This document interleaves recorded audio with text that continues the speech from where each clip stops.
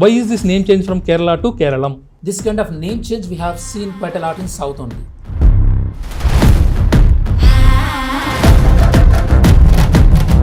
Where every state can propose their name changes and all these things, and after that change we can stop the name changing processes. When Telangana government decided to change the initials, okay, from TS to TG, Yes, sir. you don't believe that costed around 1700 crores to Exchequer. Oh. 1700 crores.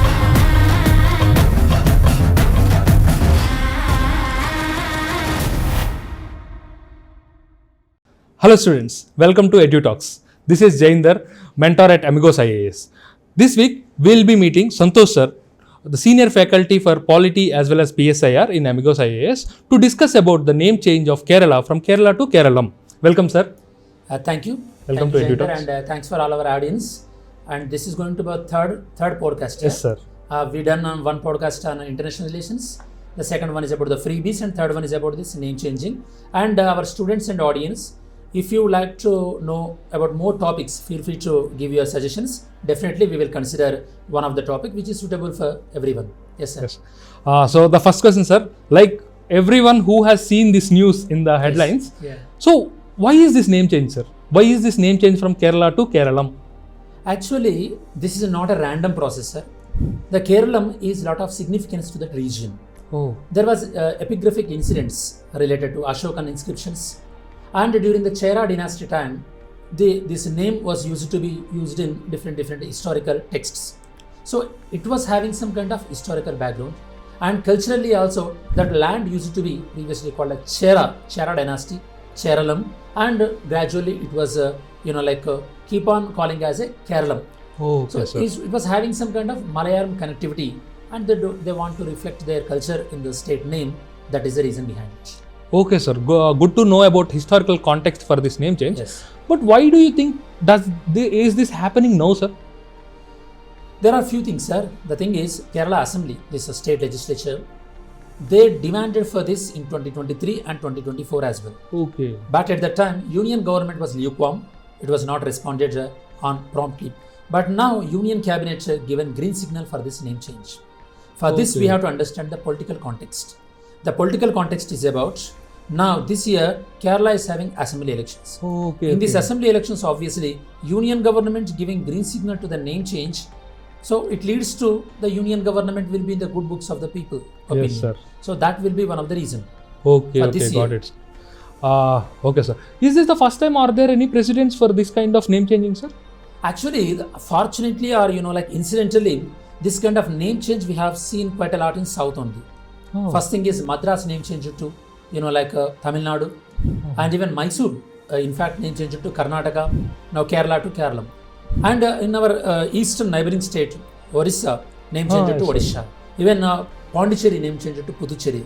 Most of these name changes present in South, because South, cultural difference a lot in South. Like state to state. Yes, sir. In North, you can see this kind of precedent with respect to Uttaranchal. Uttaranchal name change to Uttarakhand. With respect to cities, there are some incidents, like Gurgaon name change to Yes, sir, Gurugram yes. in North, Bombay to Mumbai, Calcutta to Kolkata, Madras to Chennai. Exactly. And one more thing is Allahabad. Allahabad name change to Prayagraj. Prayagraj. So these kind of precedents are there. So, is there any difference between the changing name of a city or state, sir? A city name change is about administrative things, sir. For example, I can change, Hyderabad name to Bhagyanagar.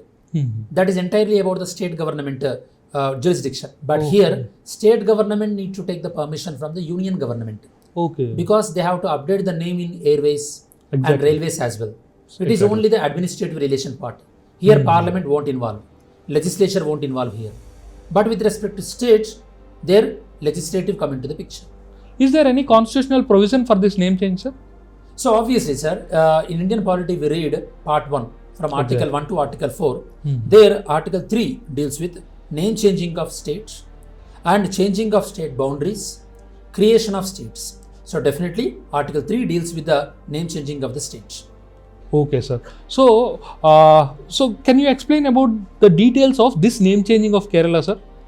So the one thing for our students and audience need to know, the name changing process, it can be started either at the central level or it can be started at the state level. There are two dimensions. state level, state assembly can pass a resolution for the name change. And that proposal will be forwarded to Union Cabinet. And Union Cabinet, once it accepts, means they will plan a bill. That is what now, yesterday the announcement is related to. So once Union Government, they drafted the bill will go to President, and President will send the bill to the Assembly before the bill is introduced in the Parliament. So here, the bill will be forwarded to state legislature only for their opinion. Okay. There is no voting in the states, and state assembly don't have any power to reject the bill as well. They have to give their opinion, that too within a specific period of time. Once the opinion is done within a specific period of time, otherwise if they did not give opinion, the opinion was deemed to be taken. Okay. Then the bill will be forwarded to the Parliament, and obviously it will be introduced either in the Lok Sabha or in the Rajya Sabha. There with simple majority, the bill will be processed, and then the name change will come into effect. So the final say usually resides with Union Government, sir, or Union Government or the Parliament. It is a unitary feature, we can say. Okay, sir. It's a unitary feature. It is giving a Union Government having more powers compared to states. Okay, sir. Good. So we can give this an example of unitary features as in our mains exams as well. Yes. Okay, sir. So does this whole process and the post name change, are there any extra added expenses, sir, related to the administration issues? Obviously, there are administrative expenses will be there. Okay. For example, I'll give you only one example. When Telangana government decided to change the initials from TS to TG, yes, sir. You don't believe that costed around 1700 crores to Exchequer. 1700 crores. Like changing the nameplates of the official vehicles, as well as badge of the police, and official documentation, and the official letterheads of the state, badge and everything. So 1700 crores Exchequer costed. But with respect to Kerala, that might not be that much cost, because generally the full name of the state you will use in a very limited places. Exactly. So definitely it costs certain cost on the Exchequer. Definitely it is there, but it is going to be negligible when you see the perspective of cultural pride. But in the broader aspect of public administration, yes, how do you see this opportunity cost of spending your money on public welfare or spending on this kind of expenses where you just change the name without any materialistic benefit but only for symbolic benefits, sir? Yes, here we have to understand symbolic benefits and its significance. Here, name changing of the state, it may be the longing demand of the people over there. Okay. It may reflect the people's choices over there, because anything, like you are asking, anything, it must be sustainable in manner.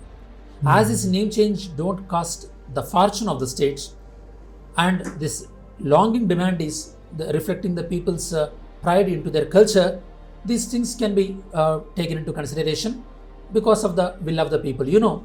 Our sovereignty is the popular sovereignty. Exactly, sir. And sometimes government, they have to respect this kind of cultural pride and cultural identity of the people. Okay, sir. So, as you are speaking, I want to ask you that, can we allow some cooling off period, some window, where every state can propose their name changes and all these things, and after that change, we can stop the name changing processes, so that everyone can reflect their culture as well as if they are satisfied with it, then it is fine.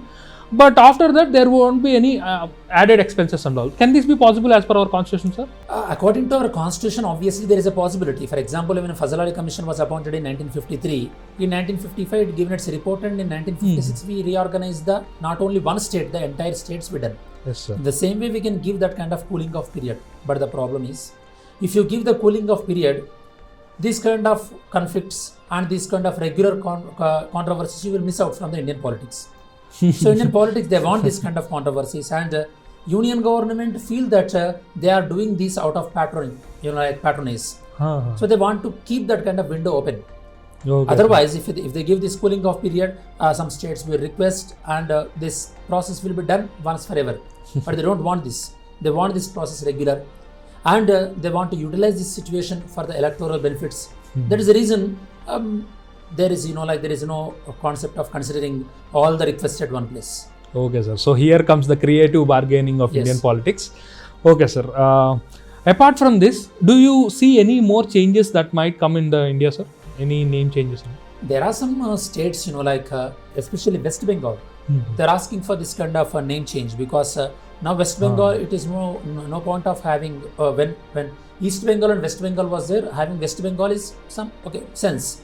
But now West Bengal is a state which is present on the east side of the state country. So obviously they want their name changed to either Bangla or Bengal. So there is one proposal there. And some other North Indian states, like some states they want to rename into. Of course, there are much demands for a separate state rather than name changing. There are only one and two demands are there. That's it. Okay, sir. So thank you for covering this topic in a wholesome, detailed way, sir. We have discussed about the overall procedure involving the constitutional amendments and all, and we have also discussed about the moral and administrative dilemmas surrounding this name changes, sir. Thank you for giving your time and clearing most of our doubts. Thank you for hosting, and thanks for all our students and audience. In future, for our podcast, if you would like to suggest any topics, feel free to put your suggestion in comment section. Definitely we will consider, and you can expect regular podcast on contemporary issues. Thanks for having us. Have a great day. Jai Hind.